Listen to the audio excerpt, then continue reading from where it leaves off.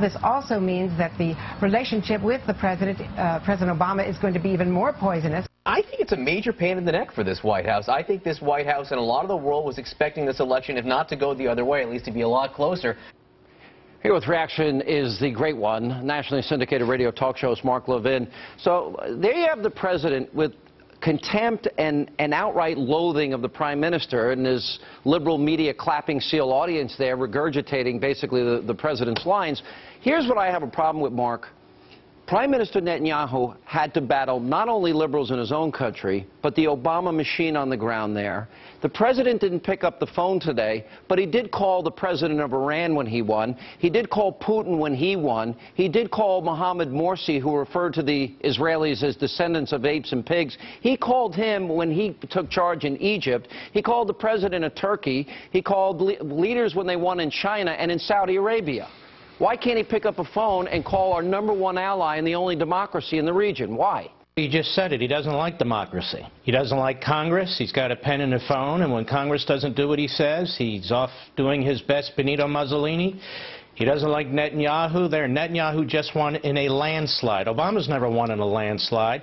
The American people rose up in November and told Obama how they are disgusted with his programs and his policies, and what did he do? He turned around and spat in our faces. And he does the same in 2010 when they lose the House of Representatives. Obama has more ability to work with dictators and genocidal types than he does with people who are elected democratically. The fact of the matter is, Sean, and I want to say this, and this is important, Eric Holder said that this nation is full of cowards because we won't have a discussion about race. Well, I think this nation needs to have a discussion about what's going on in this White House and this administration about anti-Semitism, because this White House, and it's reaching out to Sharpton, the Muslim Brotherhood, CARE, all these radical nut jobs and groups, their policies, which are not, it's not just Netanyahu. They're willing to throw Israel over the side for the Islamo regime in Tehran. This president's former relationships with Khalidi, the professor in Columbia now, with Wright, the so-called reverend from Chicago. This president has a lot to answer for, and his conduct is contemptible. And I don't care how many liberal Democrat donors who are... Hold on now. I don't care how many liberal Democrat donors he has who are Jewish. He can hide behind them all he wants. But Mr. Holder, Mr. Obama, let's have a national discussion about the anti-Semitism that reeks from your administration. You think the president's anti-Semitic, Mark? I personally do. Yes, I do. Has he demonstrated otherwise? Israel is surrounded. Israel was under attack with Hamas. His State Department puts out these preposterous statements about moral relevancy. Israel's taking missiles. This president's holding back ammunition, slow walking it. Does this sound like a guy who has a rational reason for his belief system? I don't think so. That's my personal opinion. I think a lot of this is rooted in this. I think in Netanyahu you have a real leader. I think the president, this is petty. This is, you know, his arrogance on display, his petulance on display. And here you got a guy in Netanyahu that has moral clarity, recognizes the evil in our time and will say it, radical Islamic terrorism. He doesn't retreat, he doesn't cower, he doesn't bend. And in defiance of the president, he told the world about the dangers of this bad agreement. And I think President Obama is small in comparison and probably deep down inside knows it, that he's just outclassed. He is outclassed. This man had 2 years in the Senate.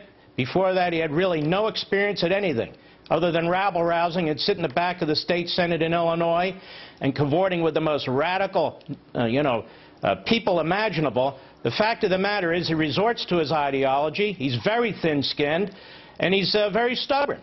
And on top of all the rest of it, I've said before, he's a nihilist and he's a narcissist. This isn't name-calling, this is analysis. Let me ask you this then. So what do you do when you're a leader and you're up against an Obama? What does it mean when the President of the United States, through his minions trying to do his bidding, go on the ground in Israel and try and unseat a sitting prime minister, a close ally of the United States? Well, that, to me, is a huge story. That he tried to do this. What is your reaction to that? You know, what's amazing to me is when throughout our history, when we've tried to topple regimes that threatened America, the left would rise up, they'd hold hearings in Congress, they'd put out studies talking about how horrible the CIA is and our national security structure, when we're trying to topple dictators and genocidal maniacs who threaten us. Here we have a President of the United States, through his State Department, through his campaign director and others, going to an ally in Israel, trying to knock off the ally and to install somebody who will acquiesce to his demands and surrender Israel's security. There need to be full-blown congressional hearings about that money flow out of the State Department into Israel, directly and indirectly. His fingerprints are on it, and they need to find them.